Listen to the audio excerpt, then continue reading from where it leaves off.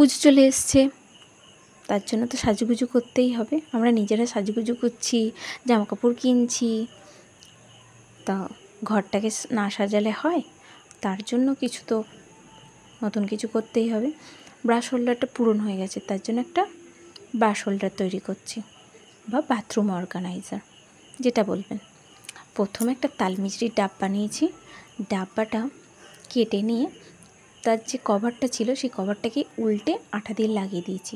তার মধ্যে সাদা প্রাইমার লাগিয়ে তার ওপর পেন্সিল দিয়ে ডিজাইন করে রং তুলি দিয়ে এঁকে নিলেই ব্রাশ হোল্ডার রেডি। ফুল পাতা যা আঁকবেন, আমি তো ফুল পাতা এঁকেছি, আপনার যেটা ইচ্ছা সেটা আঁকতে পারেন। দুটো প্রজাপতি এঁকে দিয়েছি আর ওপর নিচে লাল বর্ডার দিয়ে দিয়েছি। আমার ব্রাশ হোল্ডার রেডি। এবার পুরনো ব্রাশ হোল্ডারটাকে পাল্টিয়ে নতুন ব্রাশ হোল্ডার রেখে আমার ঘর তো নতুন হয়ে গেছে।